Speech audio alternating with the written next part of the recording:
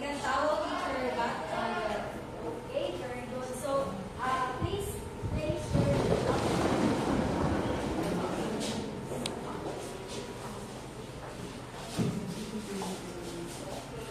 So, Risha, can you tell us what's the objects data?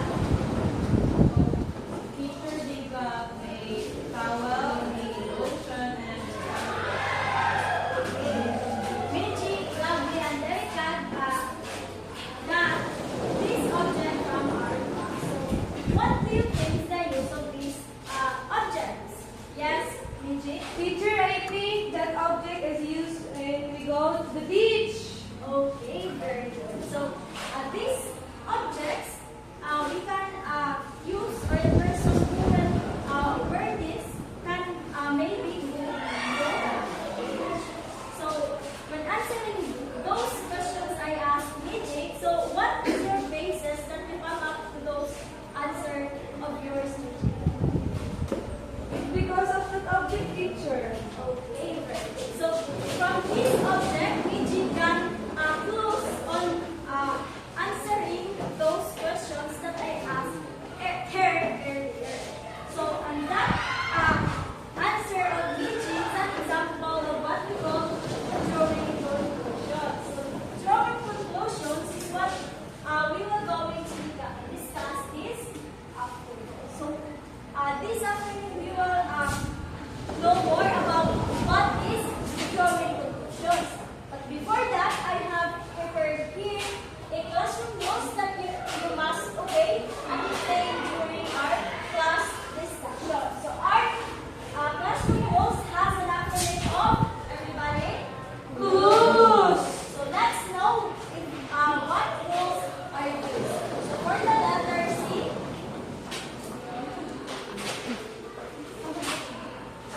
everybody ready?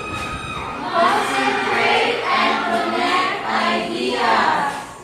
For letter L, Listen attentively. for letter U, Understand carefully.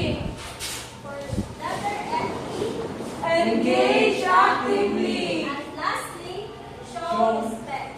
So these are the rules that we must obey and take during our class discussion. So this time we will go into read a story. But before that, I have prepared here an activity that will guide us and help us to really understand or better understand our story today.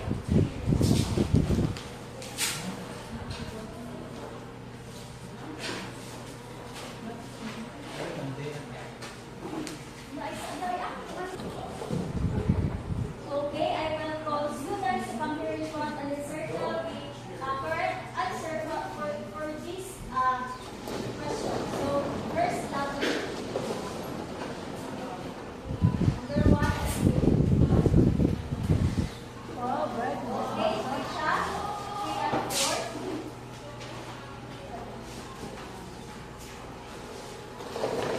Lovely. For number 5.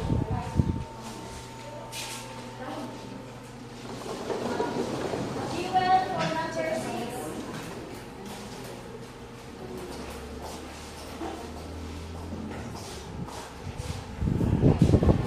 Erika.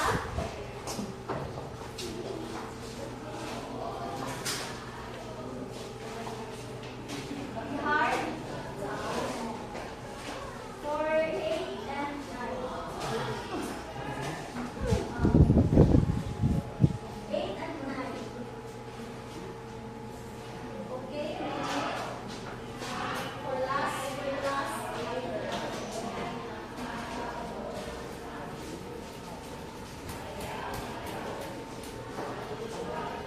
Okay, this time let me check if your answers are correct. For number 1, what does it mean? So your answer is correct. For number 2,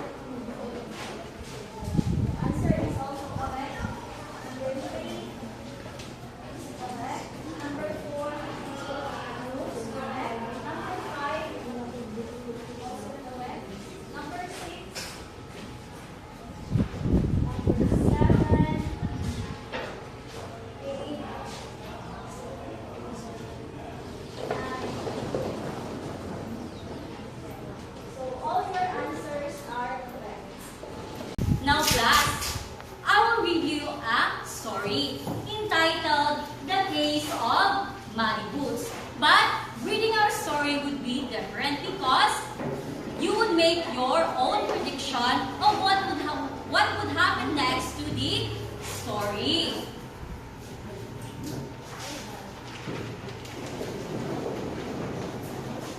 The rain had finally stopped, and the sun peeked through the clouds.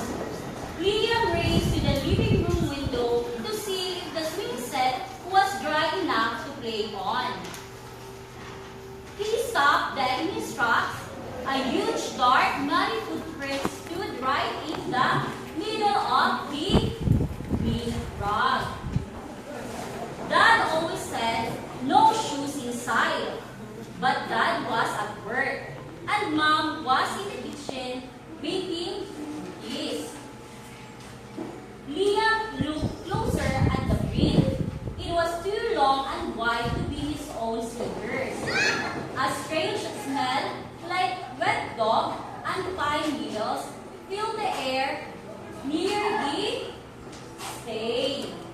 Liam knew he had to figure out who or what had made such a mess.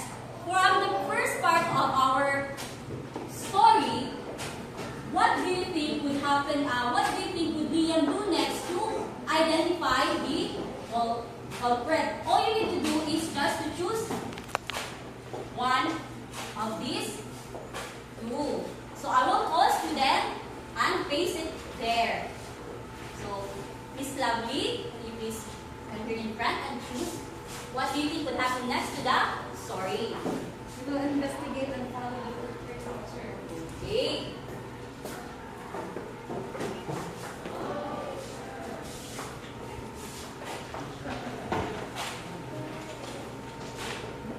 Liam tiptoed past the muddy creek and followed a faint trail of tiny wet brown smears that led down the hallway toward his sister Chloe's room. He heard a strong, rhythmic thump-thump sound coming from behind her door. Chloe had been grounded for arguing at dinner, and her door was supposed to be shut. He slowly pushed the door and opened. Chloe was sitting on her bed, perfectly clean, reading a book. But on the floor, beneath a messy pile of clothes, Liam saw a rope with a chewed knot at the end. The thump-thump sound was just her foot bouncing against the mattress. So, from reading the second part of our story, do you think your first prediction was correct? Yes, it is correct that he investigated and followed the footprint. So, but Chloe is clean and clean. But there is a chewed rope and messy clothes underneath.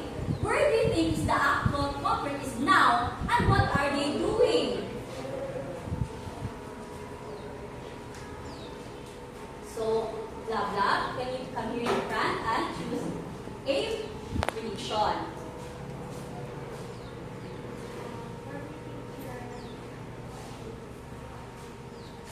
Okay, is it there?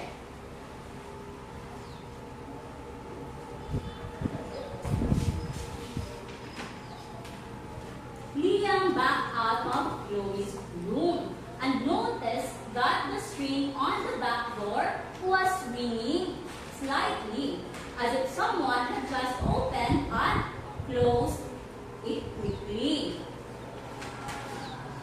He pulled on his rain boots and stepped outside onto the porch. He didn't see anyone at first. Then he looked down at the porch railing. He saw a fresh scratch mark that looked like a large claw had scratched the paint. Below the railing, nestled in a patch of wet earth, sat Max, the big, fluffy neighborhood retriever. on the handle of what looked suspiciously like a large burn boot. The muddy boot was clearly too big for any person in the family. So from reading our the third part of our story is that's the second prediction is correct. Yes, teacher. Yes, the culprit is gone back outside and grab a toy or a malboot. Okay. So we are now finishing reading our story. What in the three parts of our story, what evidence proves that Max, the retriever, was responsible for the muddy boots? Anyone? Yes, Risha? First, there was a big footprint, which is a muddy footprint. Then next is there was a tooth rope. Then next is there was a scratch on the pink picture. Yes, very good. So now, where did Liam found the large muddy footprint? Anyone from the class? Yes, lovely. In the white rock, teacher. Yes, in the white rock. And what was Liam's mom doing in the kitchen? Yes? Making some cookies. Yes, her mom is baking some cookies. So now, what was the object that the culprit was chewing when Liam found him? Anyone? Yes, Misha? A muddy boot, teacher. Yes, and muddy boots. When what was Lois doing when Liam opened her door? Lovely. She was reading, teacher. She was reading a book. Now, who was the culprit of the story? Yes, Lena? Max guard golden retriever. Yes, the culprit of the story is Max the Golden Retriever. The muddy footprint and mess in the house was made by Max, the neighborhood dog, who must have come back through the back door.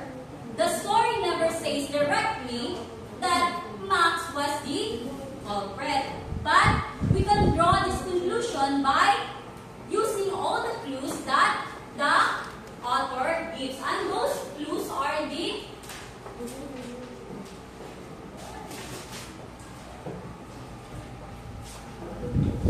first is the muddy footprint shows someone or something came from outside. Second, the smell of wet dog connects to Max. The chewed rope suggests Max had been playing or dragging things inside. And the fourth one is the swinging door string and scratch marks confirm that something with paws recently left. And the last clue is finally seeing Max with a muddy boot. Outside ties everything together. By putting all these ideas together, readers could make a smart guess what really happened, even though the story doesn't say what really happened directly. So class, what is your conclusion? Jillian? My conclusion, teacher, is about figuring out what something means based on what you read, saw, or hear. Very good. So always remember that drawing conclusion is like being a detective when we are reading. We look for clues, we think actively, and we guess what will happen next. So we can call ourselves as an observant and a critical thinker. Risha? So we can call ourselves our critical thinkers, of course, if we notice even the smallest detail of something, and we always ask why and how. Very good. So why is it important to possess these values? Right? This value is very important, teacher, because it will help us to have a crucial notice about something. Very good. So let's give 5 claps to ourselves. So since we learned what is drawing conclusion, let's have an activity. And I will divide the class into 2 groups. So this is the group 1 and that is the group 2. So your activity is, for group 1, your activity is to complete the final frame. So your instruction is read the short story starter. Imagine what the last part of the story could be.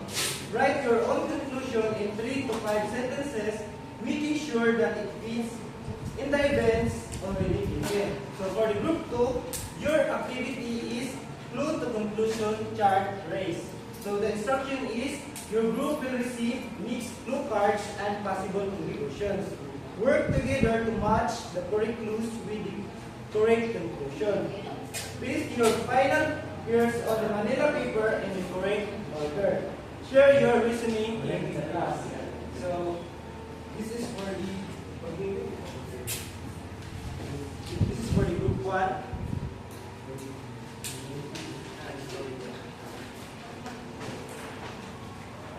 And this is for the group 2.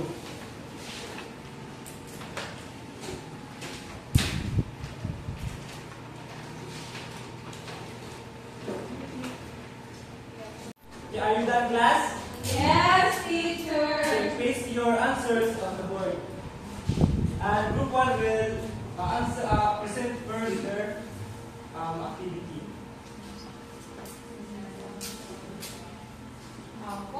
For the group 1, so our activity is to complete the final frame. So the story is, as me and her classmate walked to the school garden, they noticed that the plants looked different today.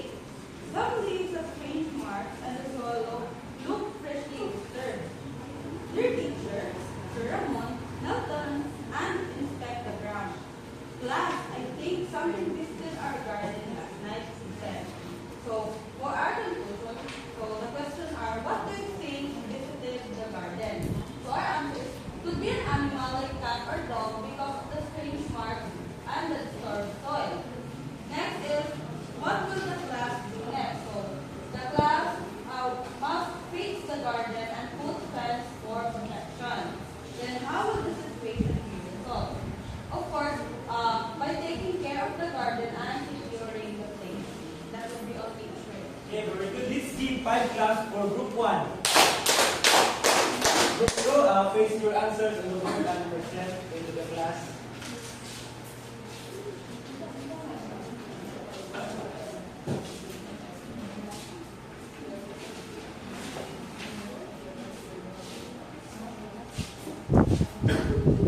Okay, so afternoon everyone. So our clue is a soccer ball is sitting right in the middle of the broken garden fence. So our conclusion is kids were playing soccer and kicked the ball so hard into the fence. The next clue is we found a small bag of flower seeds spilled all over the fence.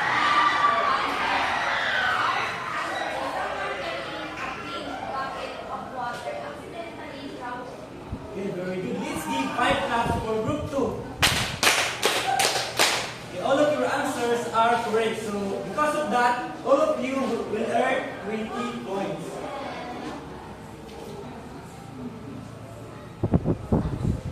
Okay, and for your individual activity, get 1 and pass.